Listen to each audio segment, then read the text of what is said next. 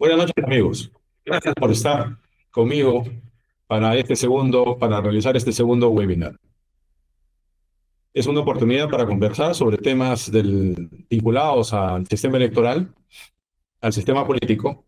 Así que vamos con este segundo tema.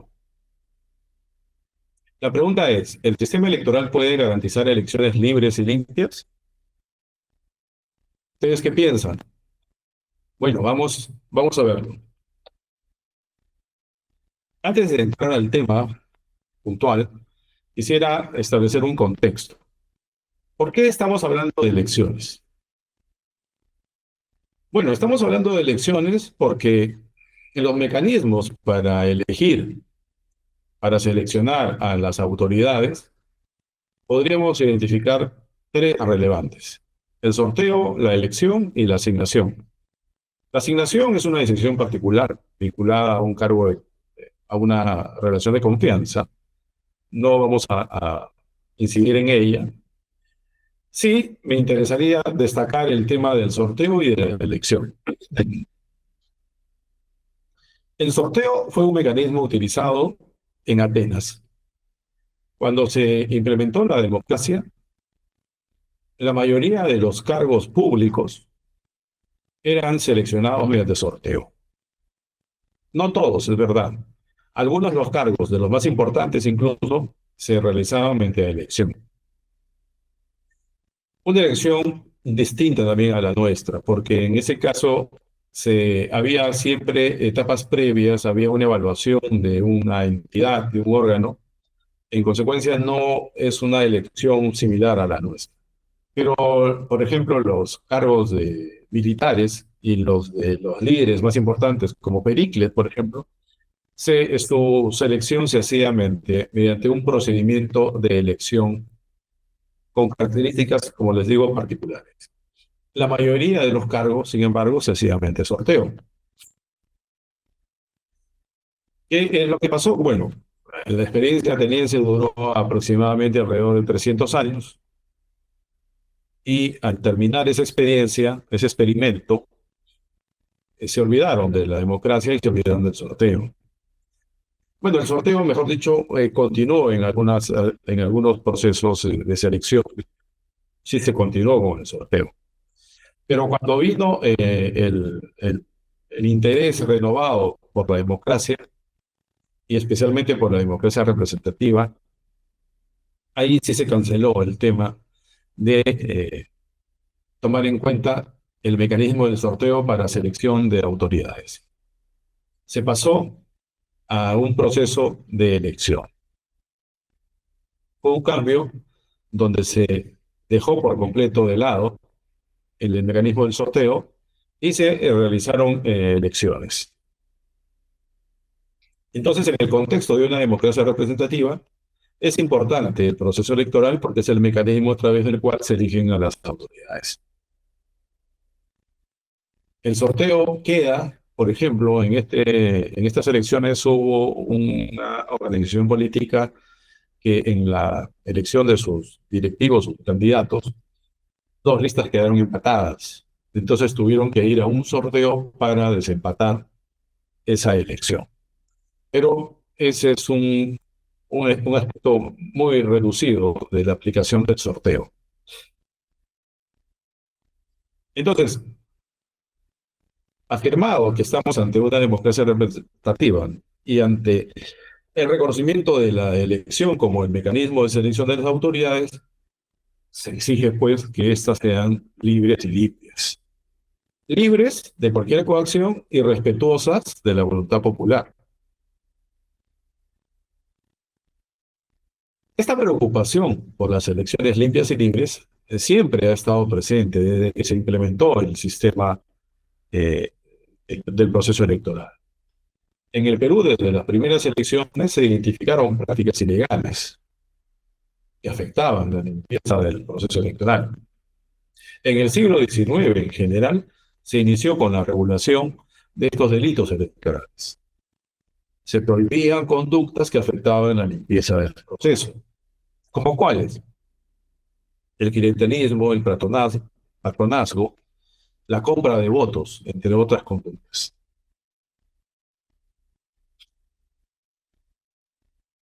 Este cuerpo de normas o tipos penales vinculados a la actividad electoral puede denominarse como la delincuencia electoral. Aunque en nuestro caso, respecto del fraude, se exige algo más, se exige que la actividad ilegal sea trascendente respecto del resultado, que esa actividad ilegal pueda efectivamente alterar el resultado de la elección. Eso no ocurre en otras realidades. Por ejemplo, en el caso de Inglaterra, no se establece una exigencia necesariamente entre el acto ilegal y el resultado electoral. Son más drásticos. Si basta que un candidato haya cometido algún delito y se verifica que eso efectivamente ha ocurrido, ese candidato, si es que ha ganado, es eliminado del cargo, se le restringe por un tiempo la posibilidad de que vuelva a postular y en consecuencia se aplica una sanción solamente al detectarse que ha habido alguna conducta ilegal. No se requiere que haya una correspondencia con el resultado del proceso. Las figuras delictivas electorales son muy importantes porque eso puede servir como indicador de los problemas que enfrenta nuestro sistema. Por ejemplo, hablemos de la compra de votos o soborno electoral, que Stokes define como el intercambio de dinero en efectivo, comida, alcohol y otros artículos pequeños por votos. Esta es una práctica que podría todavía estar presente en nuestra realidad. El caso del fraude electoral es una figura que consiste en la realización de acciones durante el proceso, previas y posteriores, con el objeto de alterar el resultado electoral. Como les mencionaba, no todos los países tienen el mismo acercamiento a la figura. Les daba el ejemplo de Inglaterra, un caso muy famoso, una elección de un distrito de Londres, municipal, del 2014, que se anuló en el 2016, fue retirado del cargo en la autoridad e impedido de postular en un tiempo determinado.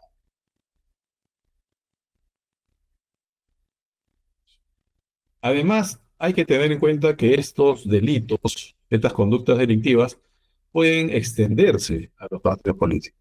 O sea, los partidos políticos pueden ser también agentes activos del delito.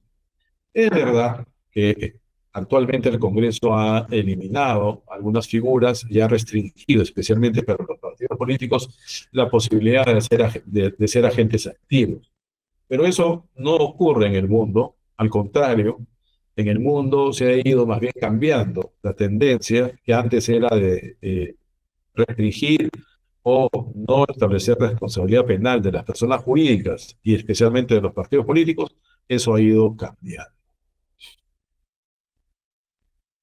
Por ejemplo, uno de los países que ha avanzado más en esta relación entre partidos políticos y proceso electoral es Italia. En el año 92 hicieron una modificación a su código penal para establecer una conducta adicional atribuible a las organizaciones delictivas cuando se vinculen a los procesos electorales o cuando realicen alguna práctica ilegal en los procesos electorales. Esta norma fue establecida en la parte que está relacionada con organizaciones delictivas. En el caso del Perú, el primer reglamento de elecciones de diputados del año 1822 ya contemplaba este tipo de conductas fraudulentas. Asimismo, es importante destacar, es tema muy importante, que el Poder Judicial, según estadística del Poder Judicial, los procesos judiciales por delito de atentado contra la voluntad popular han ido en incremento, con un pico en el año 2015. Pero no solo eso, fíjense, Cuando estuve trabajando en el Jurado Nacional de Elecciones, se identificaron dos condenas por fraude electoral. Se identificaron porque los partidos que habían perdido a consecuencia de los procesos electorales solicitaron que se reconociera a los perdedores como los verdaderos autoridades. Evidentemente eso no pudo ser posible porque además ya había transcurrido el periodo de ejercicio, pero sí quedó como un antecedente dos expedientes que ustedes lo tienen en la pantalla, en la elección regional y municipal del 2006, en un distrito de Huancavelica, dos expedientes donde se sancionó a dos operadores de la OMPE. Fueron dos trabajadores de la OMPE los que estaban encargados de manipular las actas y les alteraron, cambiaron las actas correctas por actas falsas. Y no solamente eso, en la elección del 2021, una de las personas que fue condenada fue nuevamente contratada por la OMPE para hacer el mismo trabajo. Entonces, como a modo de conclusión, con relación al Perú, el sistema electoral enfrenta grandes desafíos que exige cumplir una serie de aspectos. Si los cumple, no creo que haya problema en que el sistema electoral garantice elecciones limpias y libres. En ese sentido, la justicia electoral debe evitar ser protagonista. Lo son los electores, no las autoridades electorales. Asimismo, debemos contar con autoridades competentes, imparciales y libres de influencia partidaria. Esto último, más relacionado con nuestra tradición, es verdad. Hay países de Sudamérica donde los partidos políticos tienen la posibilidad de elegir a integrantes del órgano electoral, pero esa no es nuestra tradición. En nuestra tradición siempre ha estado separado de manera muy marcada los partidos políticos y los órganos electorales.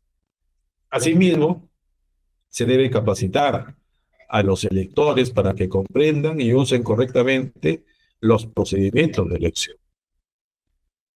Y finalmente, se debe reforzar, y este es un trabajo fundamental del sistema electoral, especialmente el Jurado Nacional de Elecciones, que tiene a su cargo esta competencia, se debe reforzar la fiscalización electoral, porque es la única manera de controlar que el proceso se lleve adecuadamente. El jurado controla la elaboración del padrón, está a cargo del RNIEC. Eso ya se hizo, eso es la parte inicial del proceso. Ahora tenemos la parte de las elecciones internas, que también han sido fiscalizadas por el jurado, y tenemos la parte del sufragio y del escrutinio. Quizás las partes más importantes del proceso electoral. En realidad todas son importantes, pero estas son muy sensibles. Entonces el jurado debe reforzar la fiscalización de manera muy agresiva, en el buen sentido del término, evitando que haya situaciones que deriven en conductas ilícitas y en posibilidades de alterar el resultado electoral. Si esto se hace, sí vamos a tener la posibilidad de tener elecciones libres y limpias. Si tienen alguna duda, la hacen por favor. Si tienen alguna pregunta, encantado de atenderlo. Y si no, tienen ahí la página web donde hay un contacto y también mi correo personal al cual me pueden escribir. No habiendo preguntas por ahora, les agradezco su presencia. Hasta el tercer webinar, que va a estar muy bueno, porque tiene que ver con las elecciones generales de 2021 y la posibilidad de que haya o no habido fraude en dichas elecciones. Muchas gracias. Buenas noches.